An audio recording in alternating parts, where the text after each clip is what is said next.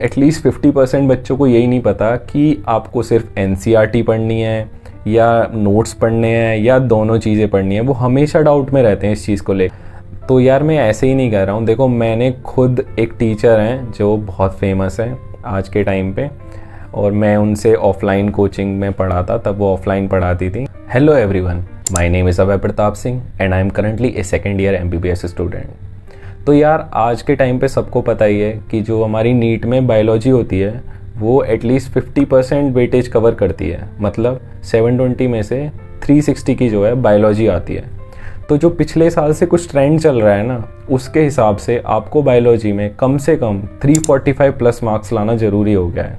बाकी तो आपका फिजिक्स और केमिस्ट्री डिसाइड करेंगे, लेकिन बायोलॉजी में आपको 345 प्लस नंबर तो चाहिए ही चाहिए अपना सिलेक्शन लाने के लिए। तो इस वीडियो में मैं आपके सारे डाउट्स क्लियर कर दूंगा जो भी आपके बायोलॉजी से रिलेटेड होंगे, कि पढ़नी कैसे है या कोई भी प्रॉब्लम हो रही है आपको, जितने भी डाउट्स हैं सारे क्लियर हो जाएंगे। वीडियो को लास्ट तक देखना।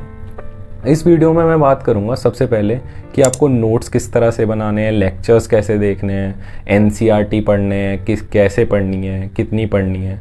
दूसरा मैं आपको बताऊंगा कि आपको रिवीजन किस तरह कैसे करना है।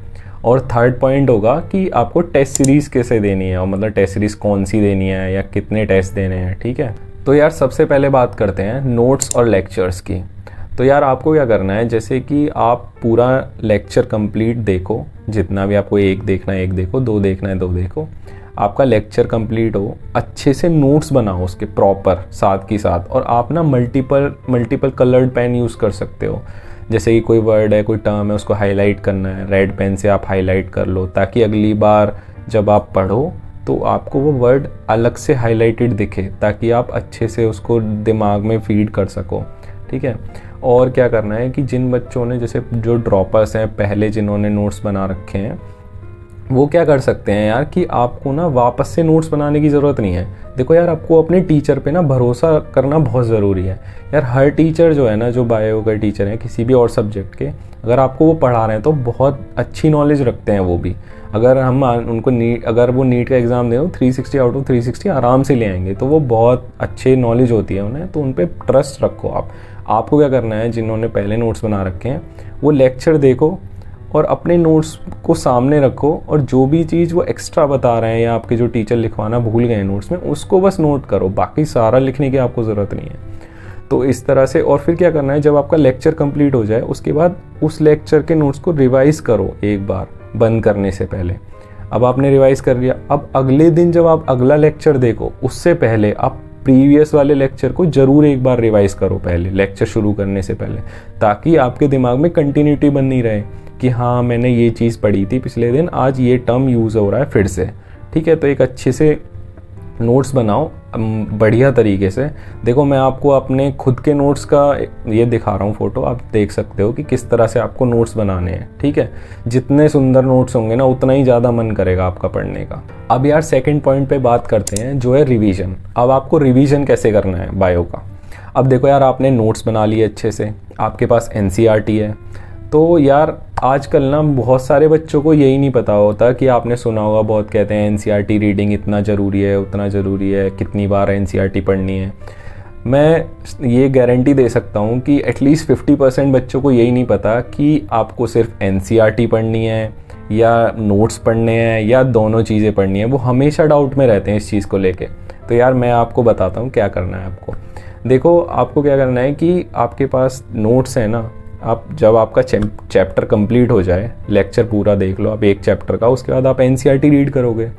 या तो आप मेरा तरीका अपना ले सकते हो। मैं क्या करता था कि मेरा एक चैप्टर कंप्लीट हुआ पूरा नोट्स में, मैंने एनसीईआरटी रीड करी।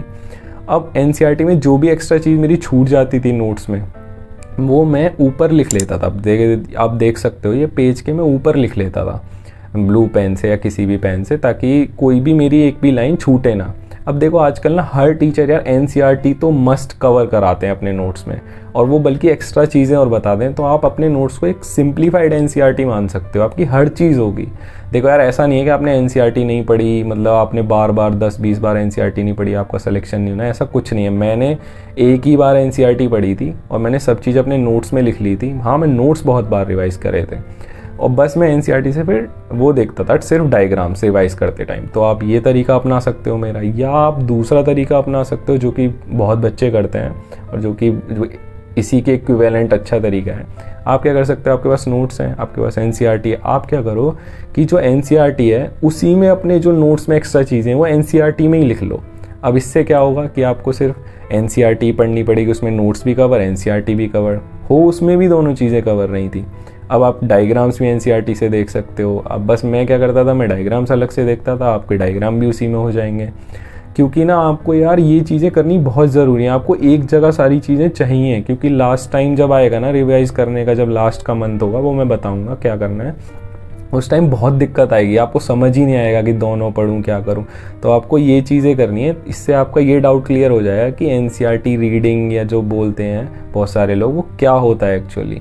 ये नहीं होता कि आप एनसीईआरटी भी पढ़ रहे हो, नोट्स भी पढ़ रहे हो और सम लास्ट में जाके आप जब रिकॉल ही नहीं कर पा रहे, आप नोट्स दिमाग में घूम रहे हैं, एनसीईआरटी अलग घूम रही है, आप जो एग्जैक्ट उसका आंसर है वो ही याद नहीं आ रहा। तो इस चीज़ से बचने के लिए ना आपको ये करना मस्ट है। हर कोई बंदा ये करता है, या तो सिर्फ एनसीईआरटी पढ़ता है या सिर्फ नोट्स पढ़ता है, डायग्राम्स एनसीईआरटी से देखता है। और देखो यार, मैं आपसे बार बार कह रहा हूँ कि आपको अपने टीचर्स पे ब्लाइंडली ट्रस्ट करना है, नोट्स पढ़ने हैं, आपका सिलेक्शन 100% हो जाएगा। तो यार मैं ऐसे ही नहीं कह रहा हूँ। देखो मैंने खुद एक टीचर हैं जो बहुत फेमस है आज के टाइम पे, और मैं उनसे ऑफलाइन कोचिंग में पढ़ा था, तब वो ऑफलाइन पढ़ाती थी। उनका नाम है समाप्ति मैम, आजकल मोस्ट ऑफ द स्टूडेंट्स जानते ही होंगे उनको। तो यार मैंने सिर्फ उनके नोट्स पढ़े थे, जूलॉजी पढ़ाती हैं वो, और मैंने एनसीईआरटी की एक बार रीडिंग मारी थी और उनके ही नोट्स में ऊपर लिख ली थी, कोई अगर एक आध सेंटेंस या कोई वर्ड छूट जाता था तो यार मेरा उसी से मैं सब कुछ हो गया था। ऐसा कुछ मुझे फालतू की बार बार पढ़ना नहीं पड़ा था। तो यार इसीलिए मैं बोलता हूँ कि आपको अपने टीचर पे भरोसा रखना है, चाहे वो समाप्ति मैम हो या आपके कोई और टीचर हो। यार सब टीचर बेस्ट हैं, सब, ऐसा कुछ नहीं है कि एक ही ये ज़्यादा अच्छे हैं। आपको बस देखना है कि आपको किस टीचर का समझ अच्छे से आ रहा है। हो सकता है एक आपके लिए बेस्ट हो, दूसरे के लिए नहीं हो सकता है दूसरे आपके लिए बेस्ट हो, उसके लिए वो नहीं हो। तो ये डिफ़र करता है समझने में, ठीक है। तो आप ऐसे मतलब अपने खुद के, अगर आपको लग रहा है कि ये टीचर मुझे अच्छा पढ़ाते हैं, मुझे इनका समझ आता है, तो उन्हीं टीचर पे स्टिक रहो। ऐसे पीछे नाम के पीछे भागने की ज़रूरत नहीं है, ठीक है, कि ये टीचर का बहुत नाम है तो मैं इनसे ही पढ़ूंगा, या ये अच्छा पढ़ाते हैं बहुत नाम है, ऐसा कुछ नहीं है यार, सब अच्छा ही पढ़ाते हैं। अब यार तीसरा पॉइंट है टेस्ट सीरीज़। तो यार देखो मैंने जो खुद ने टेस्ट सीरीज़ ज्वाइन करी थी वो थी एलन की टेस्ट सीरीज़। अब आप कोई और भी ज्वाइन कर सकते हो, बहुत अच्छी अच्छी टेस्ट सीरीज़ हैं, आकाश, एलन, फिज़िक्स वाला, और भी बहुत हैं। तो यार आपको करना क्या है कि देखो आपको जब आपके टेस्ट शुरू हो जाएंगे ना, उससे सिर्फ 2 दिन आपको देने हैं बायोलॉजी के प्रिपरेशन के लिए, उससे ज़्यादा नहीं देने। बाकी आप टाइम फिज़िक्स और केमिस्ट्री को दो, क्योंकि आपने पहले ही नोट्स बनाते टाइम आपने 2-3 बार रिवीजन कर ही चुके हो। तो यार इसको एक आप कह सकते हो कि स्मार्ट वर्क है ये, क्योंकि हार्ड वर्क तो हर कोई कर रहा है आजकल, आपको स्मार्ट वर्क करना बहुत ज़रूरी है, वरना कंपटीशन तो बहुत हाई है यार। तो आपको तरीका आना चाहिए कि कैसे चीज़ें, तो आप वो भी हार्ड वर्क बंदा जो कर रहा है वो भी यही करेगा, आपको भी वही करनी है, लेकिन तरीके अलग अलग होते हैं, ठीक है। तो आपको क्या करना है कि 2 दिन आपको देने हैं पहले बायो रिवाइज़ करने के लिए, अपना जो जितना सिलेबस आ रहा है उतना रिवाइज़ करके जाओ, वहाँ पे टेस्ट दोगे आप, उसके बाद आंसर की से मैच करो। जो आपके क्वेश्चंस गलत हैं ना उनको आप चेक करो आके, जो आपने कंसाइज नोट्स बना रखे हैं या फिर जो एनसीईआरटी में आपने नोट्स के पार्ट लिख रखा है, एक जो चीज़ मैंने बताई थी एक ही चीज़ रखनी है, उसमें चेक करो कि हाँ भाई क्या मैंने जो क्वेश्चन आया है वो मेरे नोट्स में है या नहीं है। अगर वो है तो उसको टिक कर लो वहीं पे कि ये मेरा गलत हुआ था, ताकि अगली बार गलती के चांसेस कम हो। और अगर नहीं है तो आप यार एक छोटी सी ना नोटबुक बना लो, उसमें टेस्ट सीरीज़ के वो क्वेश्चंस लिखो जो आपके गलत हुए हैं, सिर्फ वही लिखो, ठीक है, ताकि अगली बार वो पढ़ के जाओ और आपके एरर के चांसेस कम हो। अब देखो क्या होता है यार कि रिवीजन जो है ना बायो में बहुत ज़्यादा ज़रूरी है। तो आप जितना ज़्यादा रिवीजन करोगे ना उतने ज़्यादा एरर के चांसेस कम आएंगे। तो आपको हर चीज़, जितने भी टेस्ट हैं सब एनालाइज करने हैं।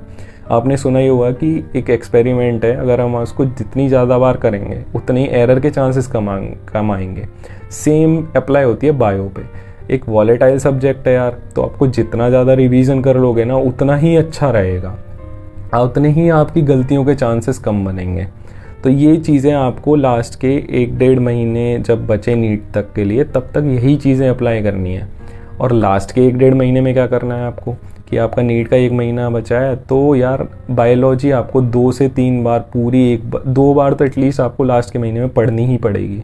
जो आपने नोट्स कंसाइज हैं या जो एनसीईआरटी में कंसाइज कर रखा है, एक चीज़ आपको पूरी रिवाइज करनी है। वो इसीलिए बोल रहा था मैं एक जगह करने को, क्योंकि बहुत दिक्कत आती है लास्ट में, 2 चीज़ आप नहीं पढ़ पाओगे कभी, वरना तो आपकी फिजिक्स और केमिस्ट्री का टाइम चला जाएगा, वो भी इम्पॉर्टेंट है।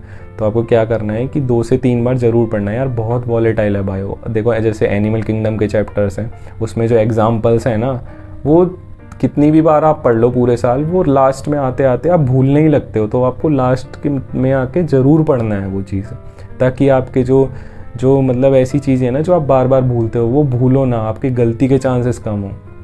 तो यार अगर यही चीज़ आप अप्लाई करते रहोगे ना पूरे साल, और जिस तरह से मैंने बताया इसी प्लान पे चले आप, तो यार मैं बता रहा हूँ आपके 345 प्लस लाने से ना कोई नहीं रोक सकता। और हो सकता है आपने थोड़ी और अच्छे से मेहनत करी, पूरा 100% दिया अपना, तो 360 आउट ऑफ 360 भी आ जाए, कोई बड़ी बात नहीं है। और यार अगर आपको वीडियो अच्छी लगी हो तो लाइक कर देना, और अगर आपको कोई भी प्रॉब्लम है, कोई भी क्वेरी है, आप कमेंट सेक्शन में बताओ मुझे, मैं आपकी ज़रूर हेल्प करूँगा। आपको जैसे पता है पहले भी मैंने मेरी वीडियोस पे आपने जो भी कमेंट किया है, मैंने आपको ज़रूर रिप्लाई किया है, तो आप कुछ भी पूछ सकते हो, ठीक है। और बाकी जो ऑल नीट एस्पिरेंट्स हैं उनके लिए ऑल द बेस्ट, बस लगे रहो। Thank you.